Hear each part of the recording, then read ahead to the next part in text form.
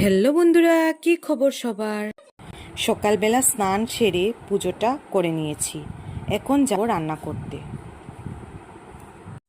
এইদিকে দেখো, আমার সোনা ছেলে টিভি দেখছে, চিকু বান্টি দেখছে। আমি এখন নিজেকে একটু সাজিয়ে নিচ্ছি।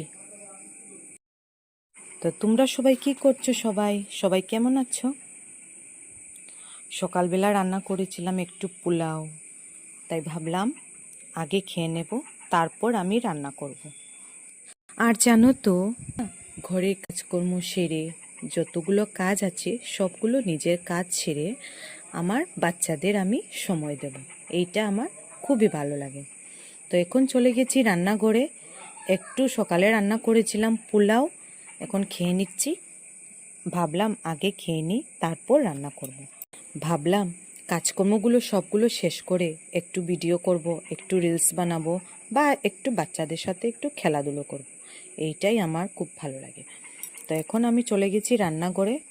আজকে আমি রান্না করব চিকেন, তাই পেঁয়াজ, আলু, রসুন এইগুলো নিয়ে রেডি করে দিচ্ছি। আগে মশলাগুলো রেডি করে নেব, তারপর চিকেনটা বসিয়ে দেব।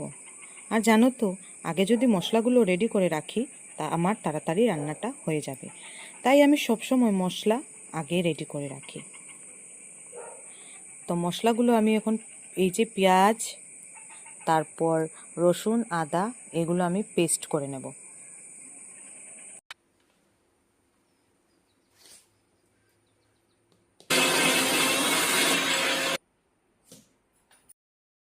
এইদিকে দেখো, আমি আলুগুলো ধুয়ে এবার কেটে নেব, আর কেটে ভাজা করে নেব। আর এইদিকে চিকেনগুলো আগেই আমি পরিষ্কার করে রেখেছি।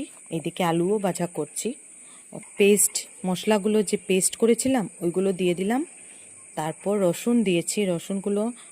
রসুনের খোসা ছাড়াতে না অনেক সময় লাগে, তাই আমি রসুনগুলোকে একটু থেতো করে দিয়ে দিই।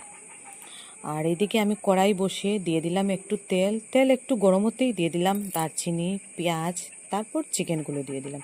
তারপর বাকি মশলা, মরিচ, জিরা, হলুদ, নুন সবগুলো দিয়ে দিয়েছি। আর এখন দেখো কেমন লাগছে বলো তো? খুব সুন্দর লাগছে, তাই না? তারপর মাঝে মাঝে তরকারিগুলো একটু নাড়াচাড়া করে দিচ্ছি।